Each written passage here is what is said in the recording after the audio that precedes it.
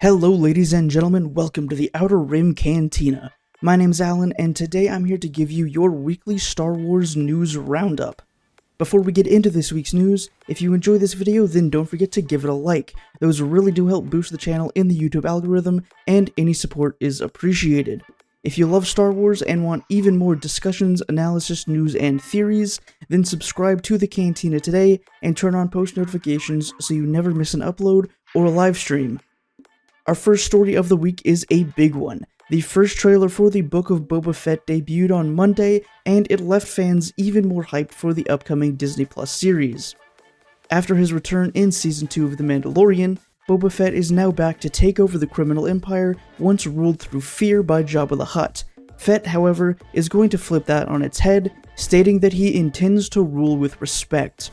Robert Rodriguez is the showrunner for the series after overseeing the bounty hunter's return in The Mandalorian, and he's directing multiple episodes of the series along with Jon Favreau, Dave Filoni, and Bryce Dallas Howard.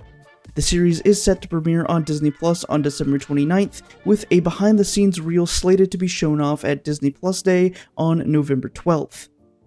Moving on from series to novels, a brand new excerpt from the upcoming novel Queen's Hope was released this week on StarWars.com. The third book in E.K. Johnston's Padme Amidala trilogy, Queen's Hope, gives us some insight into the happiest time in the young senator's life, right before her marriage to Anakin Skywalker. If you want to read the excerpt for yourself, the link to the StarWars.com article will be down in the description. Now coming back around to The Mandalorian, Bill Burr has stated that he's not allowed to say whether he's returning for the third season of the award-winning Star Wars series. With filming for the third season of The Mandalorian currently underway, when asked whether comedian Bill Burr would be returning as everyone's favorite ex-Imperial MAYFELD, he said that, well, he's not allowed to say. He recently gave an interview to Screen Rant where he said, quote, "Oh, I hope so. Jon Favreau and Rick Famuyiwa, who wrote both of my episodes that I did, to be a small part of something that big, that is that good, that means so much to so many people. I'm obviously not allowed to say anything other than that. I just absolutely love being on the show, and I hope it continues, and if it doesn't, I've had a blast." Now, as per usual, when actors give statements like this in regard to Star Wars, it's kind of taken as a confirmation that they are coming back, but with Sasha Banks saying that she is not returning as Casca Reeves next season, we'll just have to wait and see whether MAYFELD will be coming back or not. There's been plenty of both series and novel news this week, continuing with a brand new excerpt from the upcoming novel Thrawn Ascendancy: Lesser Evil. The third and final entry of Timothy Zahn's newest Thrawn trilogy is coming to a close in 2 weeks' time. Ahead of the release, however, Gizmodo has released a brand new excerpt. The excerpt has been released in both written and audio form, with Mark Thompson returning once again to provide his voice to the story of Thrawn, as he's done with the previous two canon novels. If you want to read the full excerpt or listen to the audio version, the Gizmodo article will be linked in the description down below. Continuing with Star Wars novel news, the third wave of Del Rey's Essential Legends collection has been revealed this week. The third wave includes John Miller's Kenobi novel, first released in 2013 with new cover art by Gregory Marches, James Luceno's Darth Plagueis, first released in 2012 with new cover art by Christina Calida, Michael Stackpole's Wedge's Gamble with new cover art by Doley, and finally the third and final book in Drew Karpinski's Darth Bane trilogy, Dynasty of Evil, with new cover art by Simone Goynard. The newest Essential Legends wave will be available online and in bookstores starting April 5th, 2022. Now shifting over to Star Wars film news, Matt Smith has revealed some new info about his scrapped role from The Rise of Skywalker. In 2018, it was revealed that Matt Smith was involved in the filming for Episode 9 and would play a key role in the film. His role was ultimately cut from the film, however, but during a new interview on the Happy Sad Confused podcast, Smith revealed some new details about the mysterious role.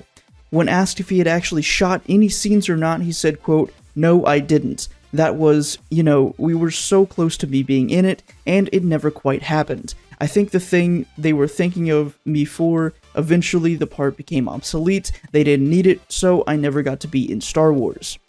And when asked if he would have played a young version of Emperor Palpatine, or perhaps a clone, he said, quote, "I could not possibly say, but it was a pretty groovy thing. It was a pretty groovy part in concept. It was like a big thing. Yeah, it was a big story detail. Like a, transformative Star Wars story detail. But it never quite got there. You can check out and listen to the full interview by following the link in the description. Disney Plus Day is right around the corner, celebrating the 2nd anniversary of the streaming service, and some new speculation has hit the internet this week about what Star Wars content is to be expected.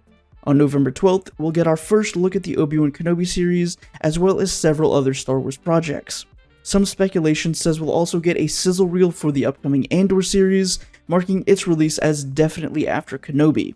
A behind-the-scenes look to the Book of Boba Fett is to be shown, possibly, perhaps, maybe, as mentioned at the start of the video, as well as a new sizzle reel for the return of the Mandalorian.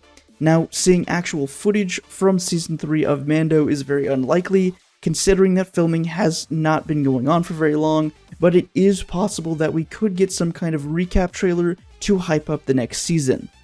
There could also be a new animated series announcement, as well as a teaser for the Bad Batch Season 2. And as always, these are just rumors as of now, but we'll be finding out very soon what new content is coming down the pipeline. And Vision's fever is still going strong nearly 2 months after the series release. The Village Bride has been submitted for an Academy Award. The anime short is one of 84 other animated shorts submitted for the 94th Academy Awards. Now, there's no guarantee that the Visions episode will make it to the finals, but this does mark the first time a Star Wars animated project has been up for an award. Our last story of the week is capping off more book news with some brand new plot details from the upcoming High Republic novel, Mission to Disaster. The book, written by Justina Ireland, picks up the story of Jedi Knight Vernestra Rwoh and her new Padawan Imri. The middle grade novel will also introduce a brand new planet, Dalna, mentioned previously in Ireland's other High Republic books. The story will be a glimpse at what life is like for the Jedi at the Temple on Dalna, and will introduce 3 new Jedi characters. Lisa Votz, the archivist at the Temple, Nyla Quinn, the Temple's Jedi Master, and Yasek Sparkburn.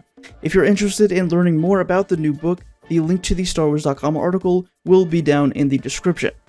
And that's it for this week's Star Wars news. I would love to know what you think of any of the stories from the week down in the comments.